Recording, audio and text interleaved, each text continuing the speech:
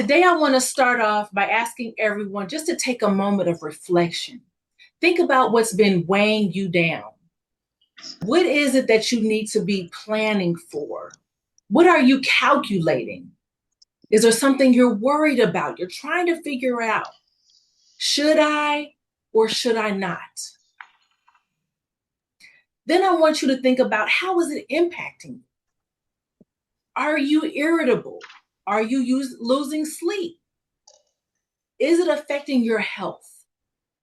Today, I want to share with you my experiences, my story, my challenges, as well as the lessons learned, so that we can end this year and begin the next stronger, lighter, and ready for what's next. Several years ago, I was laid off. And in that time, I had plenty of time for deep thought, deep self-reflection, and introspection.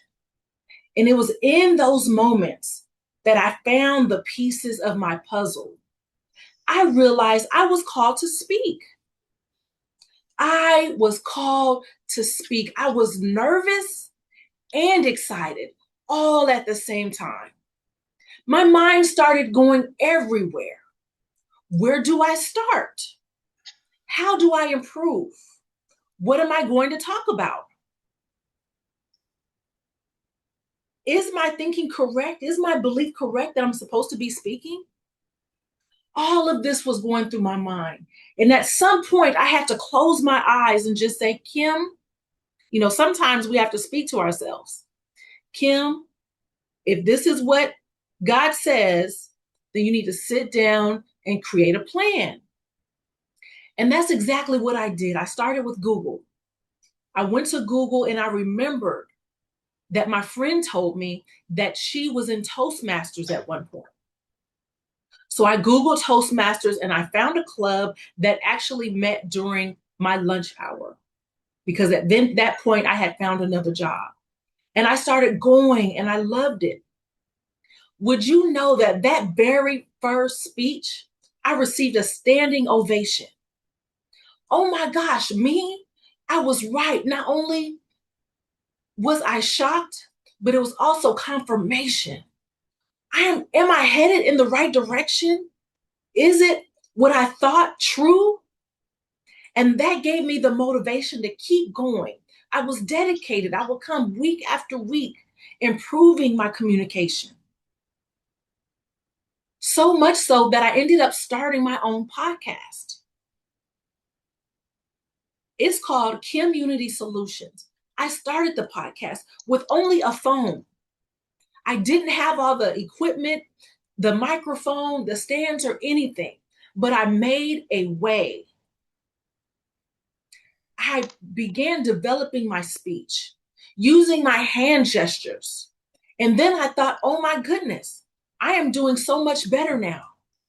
But now I need to be working on speaking with people, because my podcast was a solo podcast. How am I now going to get the nerve to speak in front of other people besides the people at Toastmasters? I started joining networks. But before that, I said, what can I do to help me become more comfortable? And so I started making notes. I started asking questions, because what I realized was I wasn't really an introvert. I just wanted deeper conversations. So what did I do? I created my first card. It was called Questions and Perspectives.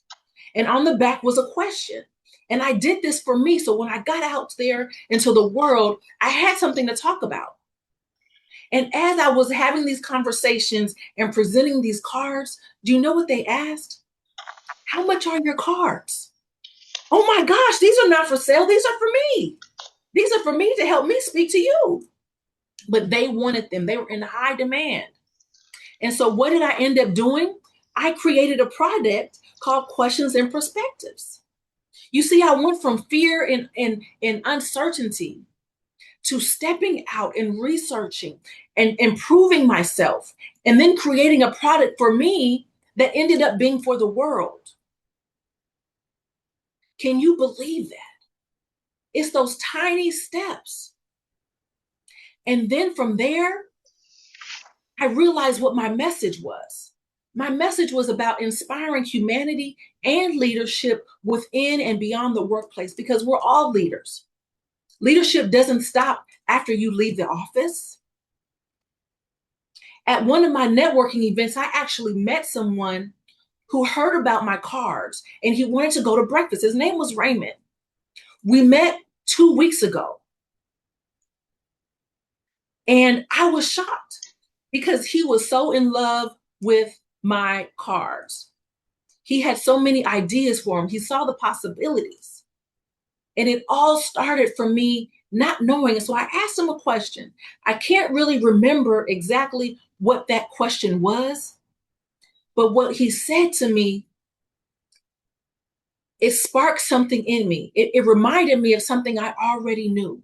What he said was, it's my job to get on my bike and pedal as fast as I can. Not to be worried about directions or the path forward.